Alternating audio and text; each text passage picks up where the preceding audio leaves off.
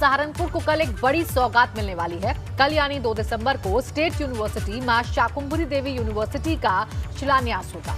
केंद्रीय गृह मंत्री अमित शाह और मुख्यमंत्री योगी आदित्यनाथ यूनिवर्सिटी का शिलान्यास करेंगे। केंद्रीय गृह मंत्री अमित शाह और मुख्यमंत्री योगी के दौरे को लेकर तैयारियां जोरों पर चल रही हैं। प्रशासन की तरफ से कार्यक्रम स्थल पर 1 लाख से अधिक क्षमता का पंडाल बनाया जा रहा है। वीआईपी के पहुंचने के लिए कार्यक्रम स्थल पर 3 हेलीपैड बनाए गए हैं। तीनों हेलीपैड पर हेलीकॉप्टर उतार रिहर्सल की जाएगी। कड़ी सुरक्षा व्यवस्था की पूरी तैयारी की जा रही है। सुरक्षा के मद्देनजर 9 ASP, 20 CO, 37 SHO, 32 inspector, 330 sub inspector, 26 LSI, 1440 constable और 7 कंपनी पीएससी के तैनात किए जाएंगे। सहारनपुर के पुवारका में कार्यक्रम होगा। आज मेरठ एडीजी जोन राजीव सबरवाल ने सभा स्थल का जायजा लिया।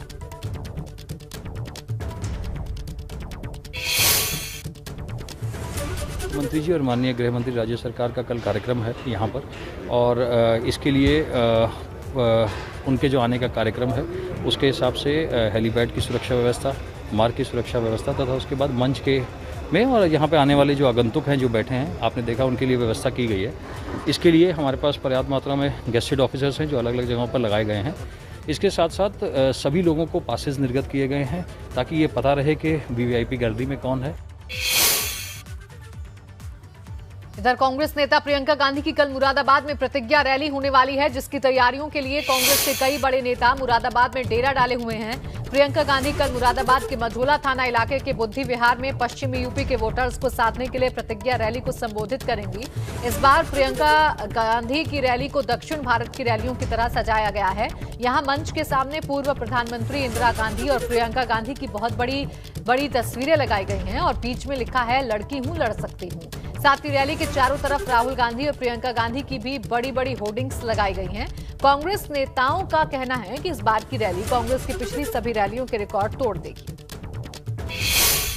हमारा 1 लाख से ज्यादा का टारगेट है। 1 लाख से ज्यादा लोग आ रहे हैं और चूंकि प्रियंका जी की ससुराल है मुरादाबाद में, तो बहू आ रही है तो लोगों में एक उत्साह भी है और हम जनसंपर्क कर रहे हैं, लोगों के बीच में जा रहे हैं, तो स्वतः स्फूर्त लोगों में एक खुशी है और वो प्रियंका जी के स्वागत के लिए कल वो आ रही है। लेकिन उत्तर प्रदेश में तो जो नारा दिया है लड़की हूँ लड़ सकती हूँ, किससे लड़ना है? जाहिर सी बात है फासिस्ट सोच के लोगों से लड़ना है। प्रधानमंत्री मोदी 7 दिसंबर को गोरखपुर का दौरा करेंगे, जहां वो एम्स और खाद कारखाना का लोकार्पण करेंगे। एम्स को बनाने पर 1400 करोड़ रुपए खर्च हुए हैं। इसके अलावा PM Modi BRD medical college में रीजनल मेडिकल रिसर्च सेंटर का भी लोकार्पण करेंगे, जहां जीन मैपिंग, जीवाणुओं पर शोध, वैक्सीन की क्षमता का परीक्षण होगा। इसके लिए 9 लैब भी तैयार कर लिए गए हैं। वहीं पीएम मोदी गोरखपुर में जिस गैस आधारित खाद कारखाने का लोकार्पण करेंगे, उसे बनाने पर 8000 करोड़ रुपए की लागत आई है। यहां दुनिया की बेहतर नीम कोटेड खाद तैयार होगी। आपको बता दें कि मैनेजिंग डायरेक्टर जो हैं कंपनी के, उनके मुताबिक ये देश के सबसे बड़े गैस आधारित प्लांट में शामिल होगा। इसके बनने से हर साल 12.7 लाख मीट्रिक टन, जबकि हर दिन 3850 मीट्रिक टन यूरिया का उत्पादन होगा।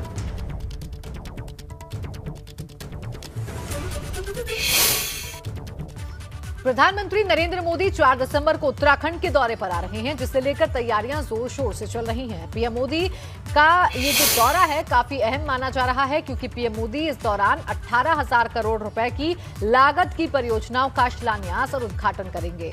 परियोजना के तहत दिल्ली से देहरादून के बीच की कनेक्टिविटी को बढ़ाने पर फोकस किया जाएगा। इससे दिल्ली से देहरादून या देहरादून से दिल्ली जाने वाले लोगों को यात्रा में सहूलियत होगी।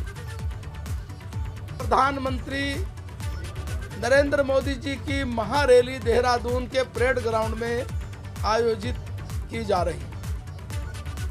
इस रैली में लाखों लोगों के शामिल होंगे, इस प्रकार की तैयारी भारतीय जनता पार्टी ने की है। हमने प्रमुख रूप से अपने तीनों महामंत्रियों को इस जिम्मेदारी पर, इस मोर्चे पर लगाया है। प्रधानमंत्री जी 4 तारीख को यहाँ आ रहे हैं, ये हम सब के लिए बहुत ही सौभाग्य का विषय है। वैसे तो प्रधानमंत्री जी का उत्तराखंड से लगाव और उत्तराखंड के बारे में वो जिस प्रकार से तो चिंता करते रहते हैं, हम सब जानते हैं। आगामी चुनाव की दृष्टि से प्रधानमंत्री मोदी जी का ये दौरा बहुत ही महत्वपूर्ण है। जिन परियोजनाओं का पीएम मोदी शिलान्यास करेंगे उनमें दिल्ली देहरादून इकोनॉमिक कॉरिडोर भी शामिल है। इसका निर्माण करीब 8300 करोड़ रुपए की लागत से होगा। इसके बनने से दिल्ली देहरादून के बीच यात्रा करने वालों को सफर में सहूलियत होगी। कहा जा रहा है कि इस हाईवे के बनने से 6 घंटे का सफर महज 2.5 घंटे में तय हो जाएगा। हरिद्वार, मुजफ्फरनगर, शामली, यमुनानगर, बागपत, मेरठ, बड़ौद से कनेक्टिविटी के लिए 7 प्रमुख इंटरचेंज होंगे।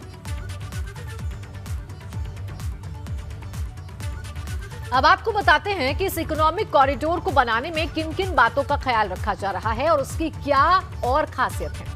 देहरादून की पहाड़ियों में डाटकाली मंदिर के पास 340 मीटर लॉन्ग टनल होगा, जिससे हाईवे पर वाइल्ड लाइफ का प्रभाव नहीं होगा। साथ ही गणेशपुर देहरादून खंड में कई एनिमल पास बनाए जा रहे हैं, जिससे कोई जानवर गाड़ी से ना टकराए। दिल्ली देहरादून आर्थिक गलियारे में 500 मीटर के गैप पर वाटर रेन हार्वेस्टिंग और 400 से अधिक वाटर रिचार्ज प्लांट्स की व्यवस्था भी की जाएगी। इस इकोनॉमिक कॉरिडोर का निर्माण 4 चरण में पूरा होगा। दिल्ली अक्षरधाम मंदिर से ईस्टर्न पेरिफेरल एक्सप्रेसवे जंक्शन तक 3250 करोड़ रुपए की लागत से सड़क का निर्माण होगा। ईस्टर्न पेरिफेरल एक्सप्रेसवे जंक्शन और सहारनपुर के बीच बाईपास रोड का निर्माण होगा। इस रोड की लंबाई 118 किलोमीटर है और इस पर 4830 करोड़ रुपए खर्च होंगे। ये दूसरे चरण का काम है। तीसरे चरण में सहारनपुर बाईपास से गणेशपुर तक रोड का निर्माण होगा। एक्सप्रेसवे के 37 किलोमीटर लंबे हिस्से का निर्माण होगा। चौथे चरण में गणेशपुर से देहरादून तक रोड का निर्माण होगा। मोहंड की पहाड़ी में 1.8 किलोमीटर लंबी सुरंग बनेगी। इस पर 1600 करोड़ की लागत आएगी। अभी यात्रियों को दिल्ली से देहरादून जाने के लिए 250 किलोमीटर की दूरी तय करनी पड़ती है, लेकिन इस नए रूट के बन जाने से लोगों को महज 180 किलोमीटर की दूरी तय करनी होगी। इस नए एक्सप्रेसवे के बनने से हरिद्वार आने जाने वाले लोगों को भी काफी फायदा होगा। हरिद्वार जाने वाले लोगों को भीड़ का सामना नहीं करना पड़ेगा। इस प्रोजेक्ट के तहत हरिद्वार को जोड़ने वाली परियोजना का निर्माण 2000 करोड़ रुपए की लागत से होगा। इस रोड के बनने से सीधी कनेक्टिविटी मिलेगी और दिल्ली से हरिद्वार तक यात्रा का समय भी कम होगा। टूरिस्ट सीजन के दौरान हरिद्वार शहर में ट्रैवल करते समय होने वाली भीड़ से वहां के लोगों को राहत मिलेगी और कुमाऊं क्षेत्र के साथ कनेक्टिविटी में भी सुधार होगा।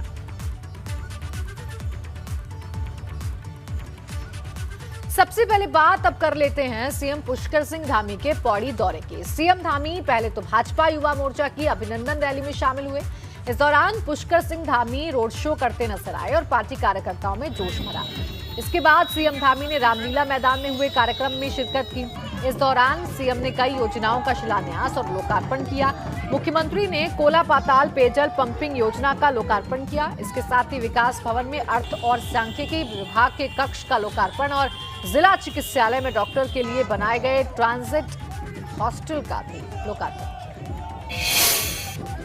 सरकार की जो हमारी योजनाएं शुरू हुई हैं, उन सभी योजनाओं के जिनके शिलान्यास हुए उनके लोकार्पण हो। जिनके हमने अभी शासनादेश किए हैं वो सारे के सारे शिलान्यास हो जाएं। हम इसी काम में लगे हैं। यहाँ पर अभी हमने आज एक तो जिन लोगों ने मीटर लगाए हैं उनको 20,000 लीटर पानी जो है फ्री दिया जाएगा, इसकी मैंने घोषणा की है। और साथ में इस पौड़ी जो हमारा ये प्रसिद्ध सांस्कृतिक नगरी है, इसको आगे हेली सेवा से जोड़ा जाएगा। इसके विकास के लिए जो भी जरूरी काम होंगे वो सब। उत्तर प्रदेश के उप मुख्यमंत्री केशव प्रसाद मौर्य ने मथुरा के मंदिर का मुद्दा छेड़कर सियासत को गरमा दिया है। दरअसल केशव प्रसाद मौर्य ने ट्वीट करते हुए लिखा है कि अयोध्या काशी में भव्य निर्माण जारी है और अब मथुरा की तैयारी है। मथुरा का जिक्र किया केशव प्रसाद मौर्य ने और अब इसी ट्वीट को लेकर उत्तर प्रदेश की सियासत गरमा गई है और विपक्ष ने आरोपों की बौछार भारतीय जनता पार्टी पर कर दी है। ध्रुवीकरण का आरोप भारतीय जनता पार्टी पर लगाया है, तो वहीं बीजेपी के तमाम नेताओं, सांसदों, विधायकों का कहना है कि ये जनमत का मामला है, जन भावनाओं का मामला है।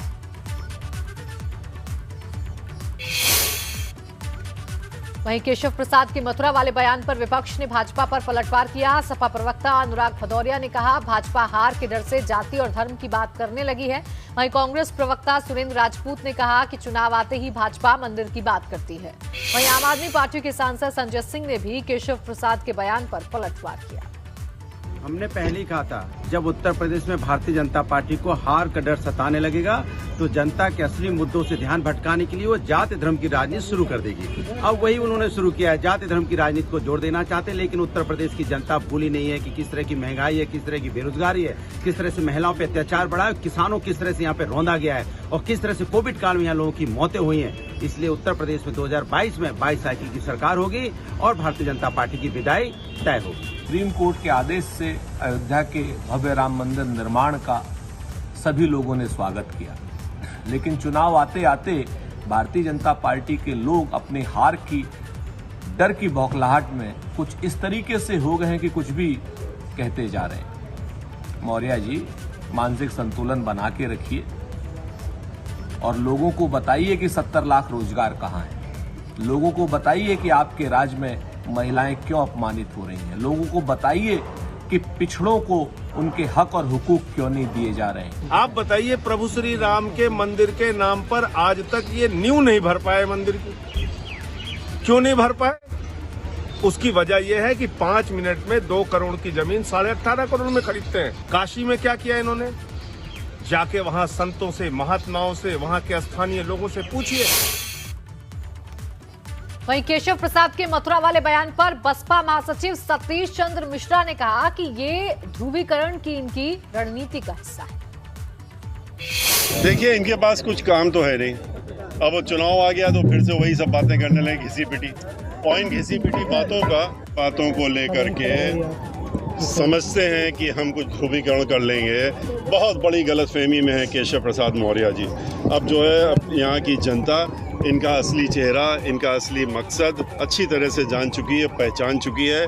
इनका मुखौटा उसने हटा करके और चेहरा देख लिया है। तो अब की बार इनकी जो उम्मीद है कि शायद इस तरह की बातें करने से कोई ध्रुवीकरण हो जाएगा, बहुत बड़ी गलतफहमी। और आइए अब आपको ये समझाते हैं कि ये जो विवाद हो रहा है, ये जो बवाल हो रहा है सियासत में श्री कृष्ण जन्मभूमि को लेकर, दरअसल हो क्यों रहा है। लेकिन मान्यता ये है कि भगवान श्री कृष्ण का यहाँ पर जन्म हुआ था। कहते हैं कि सम्राट चंद्रगुप्त विक्रमादित्य ने यहाँ का भव्य मंदिर बनवाया था। माना जाता है कि महमूद गजनवी ने मंदिर को नुकसान पहुंचाया, तो 1150 में राजा विजयपाल देव ने फिर मंदिर बनवाया। दावा ये किया जाता है कि 16वीं शताब्दी में भी मंदिर तोड़ा गया। ओरछा के राजा वीर सिंह बुंदेला ने फिर से श्री कृष्ण का मंदिर बनवाया।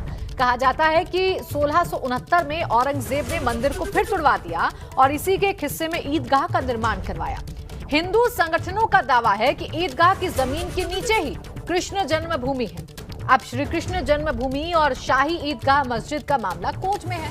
आज जब डिप्टी सीएम केशव प्रसाद मौर्य ने श्री कृष्ण जन्मभूमि को लेकर ट्वीट किया तो मामला ये गर्मा गया और सियासत को एक बार फिर से एक दूसरे पर वार पलटवार करने का मौका मिल गया।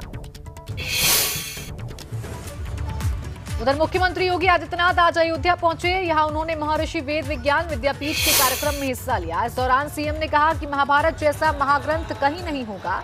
महाभारत में सब कुछ निहित है, जो हमारे वेदों में है, जो हमारे पुराणों में है। एक साजिश हुई थी कि महाभारत जैसे ग्रंथों को लोग अपने घरों में ना रखें और वेदों के साथ दुष्प्रचार भी किया गया।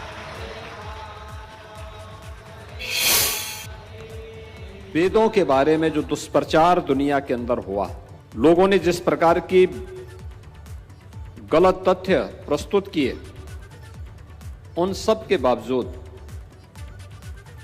दुनिया के मंचों पर बेधड़क भारत और भारतीयता के इन मुद्दों को, वेदों की बातों को, रामायण के प्रसंगों को, भारत की आयुष पद्धति को दुनिया के सामने रखा था।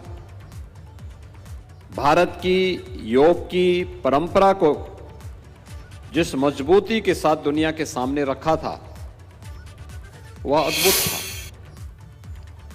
वाराणसी में श्री काशी विश्वनाथ मंदिर कॉरिडोर के उद्घाटन समारोह को दीपावली और देव दीपावली पर्व की तर्ज पर मनाया जाएगा और इसके लिए आज कमिश्नरी कार्यालय स्थित ऑडिटोरियम में अधिकारियों ने बैठक की। कमिश्नर दीपक अग्रवाल और डीएम कौशल राज शर्मा ने कार्यालयों, इलेक्ट्रिक पोल, चौराहों, हाउसिंग सोसाइटी कॉम्प्लेक्सेस, घाटों पर नावों को दियों और लाइट से सजाने की अपील की। उन्होंने बताया कि वाराणसी में 3 दिन तक भव्य दीपावली मनाई जाएगी। इस महोत्सव के लिए वाराणसी के हर वर्ग से अनुरोध है कि अपने घरों को दीपावली की तरह सजाएं।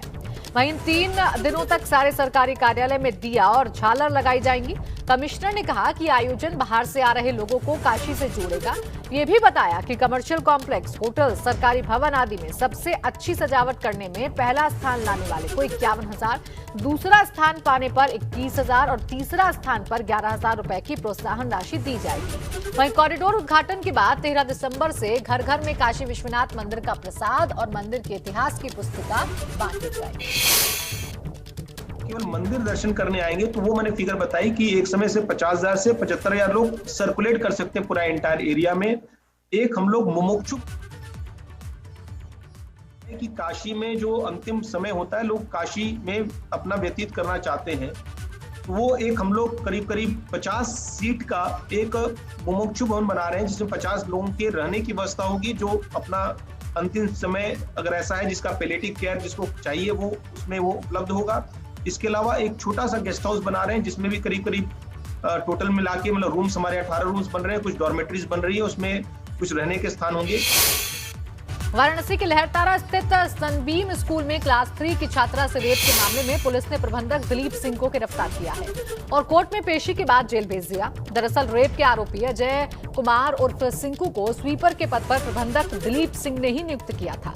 उधर पूछताछ के बाद एसआईटी ने दीपक मधोक और सनबीम लहरतारा मैनेजमेंट के 10 लोगों को छोड़ दिया। इन सभी पर 10 लोगों से एसआईटी ने लगभग 14 घंटे पूछताछ की। दरअसल सिगरा थाना क्षेत्र की 9 साल की एक बच्ची लहरतारा स्थित सनबीम स्कूल में क्लास 3 में पढ़ती है। 26 नवंबर को सनबीम स्कूल के टॉयलेट में स्वीपर अजय कुमार उर्फ सिंकू ने छात्रा के साथ रेप किया था। बच्ची को उसने धमकाया था कि अगर किसी को कुछ बताओगी तो वो उसे बहुत मारेगा। सहमी हुई बच्ची स्कूल से जब घर पहुंची तो मां को अपनी आप बीती बताई थी।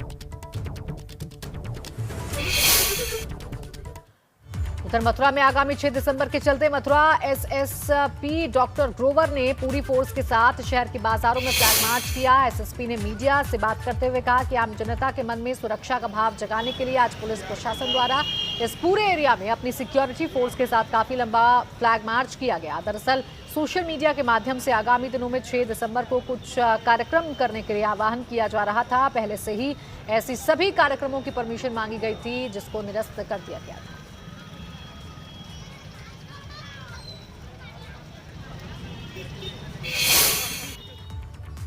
और अब बात आज के कू सवाल की। उत्तर प्रदेश में विधानसभा चुनाव से पहले राज्य के उप मुख्यमंत्री केशव प्रसाद मौर्य ने नया नारा दिया है। केशव ने ट्वीट कर लिखा है कि अयोध्या काशी में भव्य मंदिर बन रहा है, अब है मथुरा की बारी। इसी पर हमारा आज का सवाल है। सवाल यह है कि भाजपा के मथुरा एजेंडे का यूपी चुनाव पर कितना असर पड़ेगा। और आज के हमारे सवाल पर सैकड़ों दर्शकों ने कू ऐप पर अपनी राय दी, जिनमें ऋषभ मिश्रा नाम के एक यूजर ने कहा है कि अब जनता केवल विकास कार्यों को अपना वोट मानती है। सरकार जो भी विकास कार्य कर रही है उससे जनता भली भांति समझ रही है। धार्मिक स्थलों को केवल भाजपा सरकार ने ही संवारा है, इसलिए अब श्री कृष्ण नगरी मथुरा में केवल धार्मिक नजारे ही दिखाई देंगे।